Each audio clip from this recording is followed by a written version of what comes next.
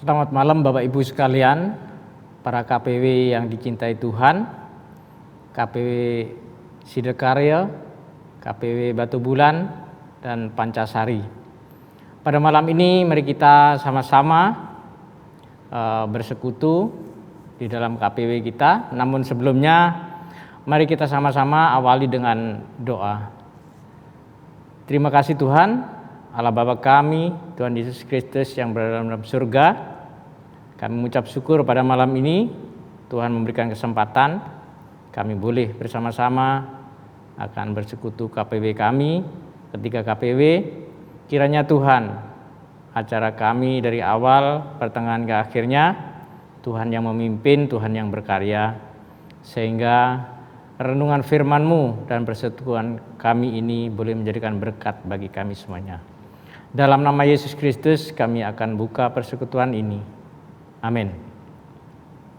Bapak Ibu sekalian, selamat berjumpa kembali di dalam persekutuan KPW Pancasari, Batu Bulan, dan Sidekarya.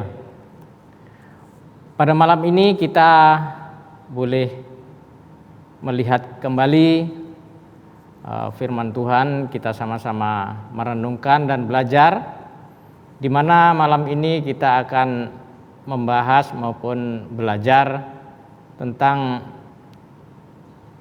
sumber pengharapan yang pasti, yaitu yang boleh kita ketahui bersama, sumber pengharapan yang pasti hanya ada dalam Yesus.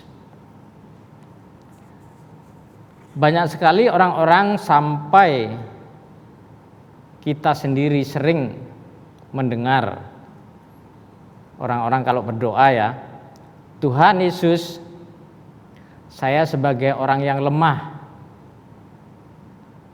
kuserahkan hidupku, pengharapanku sepenuhnya di dalam tangan-Mu ya Tuhan. Pernyataan-pernyataan demikian ini sering kita dengar. Pernyataan seperti di atas tersebut juga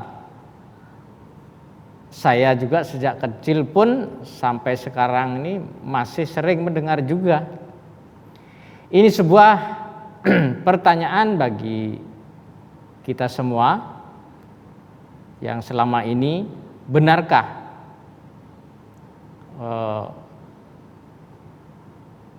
pernyataan-pernyataan tersebut di atas itu adalah sekedar ucapan atau memang benar kita itu mempunyai sumber pengharapan yang pasti tentang Tuhan Yesus Kristus.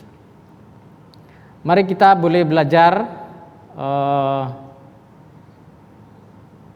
dan melihat bagaimana firman Tuhan yang sebenarnya boleh menjelaskan kepada kita semua, orang yang percaya kepada Yesus. Kalau Tuhan itu memegang penuh adalah 100% pengharapannya, ditaruh, diserahkan, dan diletakkan kepada Yesus. Itu firman Tuhan mengatakan di 1 Petrus 1 ayat 3, akan saya bacakan. Sebab itu siapkanlah akal budimu, waspadalah, dan letakkanlah pengharapanmu seluruhnya atas kasih karunia yang dianugerahkan kepadamu pada waktu pernyataan Yesus Kristus. Bapak Ibu sekalian, bagi semua orang yang percaya, itu seharusnya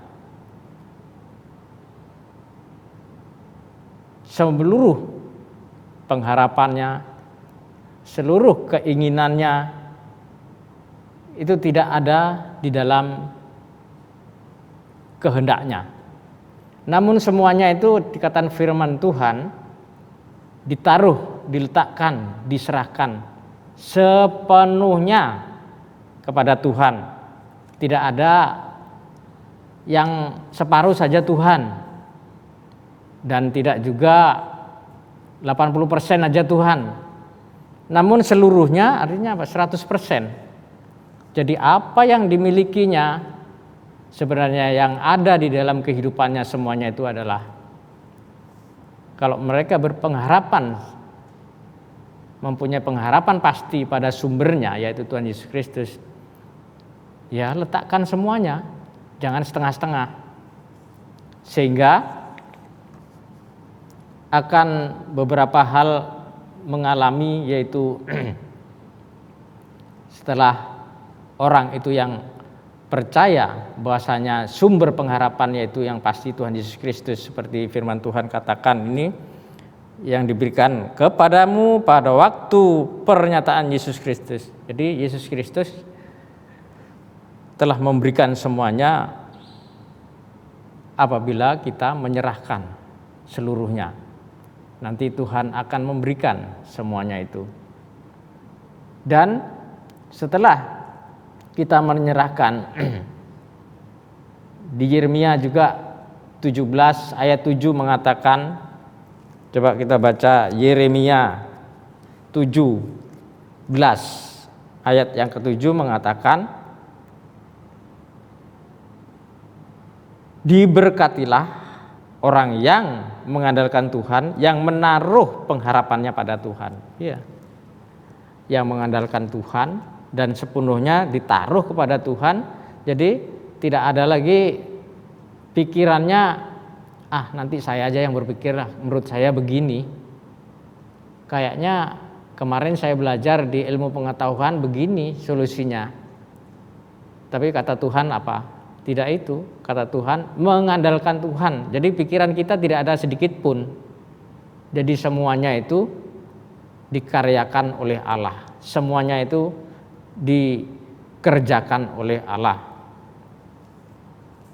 Dan setelah semuanya ditaruh, diletakkan kepada Allah, Allah akan bekerja, yaitu kita akan dimurnikan. Orang yang berharap, mempunyai pengharapan yang pasti kepada Tuhan Yesus Kristus, meletakkan seluruh pengharapannya, keinginannya kepada Yesus, Tuhan akan mengerjakan, yaitu mengalami kemurnian.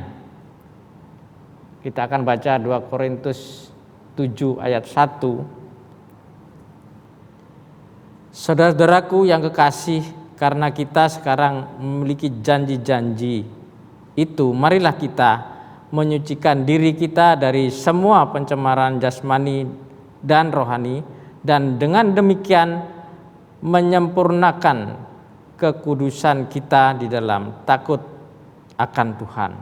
Ya. Di sana kita akan dimurnikan oleh Allah. Bisa disempurnakan, dikatakan di sini ya, dikuduskan di dalam takut akan Allah.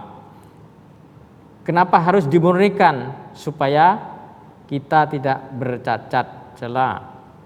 Mari kita baca 2 Petrus 3. 2 Petrus 3 ayat yang ke-14, demikian firman Tuhan. Sebab itu saudara-saudaraku yang kekasih, sambil menantikan semuanya ini, kamu harus berusaha supaya kamu kedapatan tak bercacat dan tak bernoda di hadapannya dalam perdamaian dengan Dia. Ya. Kita bersama-sama Allah, waktu kita menyerahkan segala pengharapan kita sambil menantikan kedatangannya Dia, kita tidak kedapatan tak bercacat dan tidak bernoda. Demikian juga karena Yesus kita bisa disucikan dan mengalami kekudusan tadi. Terus yang selanjutnya, Yesus Allah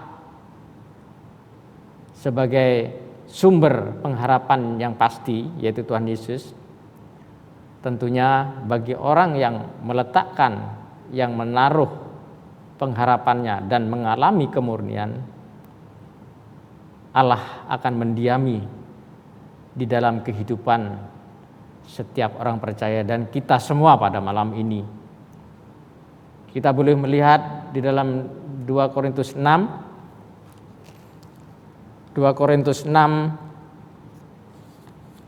ayat 16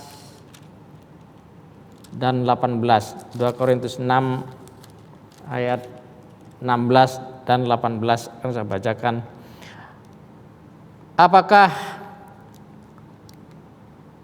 Apakah hubungan bait Allah dengan berhala? Karena kita adalah bait dari Allah yang hidup menurut firman Allah ini. Aku akan diam bersama-sama dengan mereka. Nah, Allah mendiami bersama-sama orang-orang yang mempunyai pengharapan dan hidup di tengah-tengah mereka. Dan Yesus Allah hidup di dalam kehidupan kita sebagai orang percaya yang punya pengharapan 100% tadi. Aku akan menjadi Allah mereka dan mereka akan menjadi umatku. Jadi Allah Tuhan Yesus Kristus mendiami kehidupan kita semua sebagai orang percaya yang punya pengharapan, menaruh pengharapannya kepada Yesus Kristus, bukan menaruh pengharapannya kepada bapak, ibu kita, saudara-saudara. Saya lebih baik saya lari ke saudara saya. Saya lebih baik lari ke teman saya yang punya harapan, mungkin ada kelebihan segala sesuatu yang diinginkan secara manusia. Namun firman Tuhan mengatakan di sini adalah Allah mendiami, Allah ada di dalam kehidupan kita, Allah yang mengerjakan, Allah sumber pengharapan yang pasti, tidak akan mengecewakan di dalam kehidupan setiap orang percaya. Namun kalau kita berpengharapan kepada orang tua, kepada manusia, kepada teman, kepada tetangga, kepada siapapun, kita akan mengalami kesia-siaan. Namun pengharapan yang pasti yang Tuhan Yesus katakan tadi itu mempunyai pengharapan yang kekal. Nah, sekarang Bapak Ibu Saudara KPW yang dikasihi Tuhan, pertanyaannya, apakah kita pada malam ini sudahkah menaruh pengharapan kita, meletakkan pengharapan kita 100% kepada Allah? Dan apakah sudah mengalami kemurnian hari lepas hari?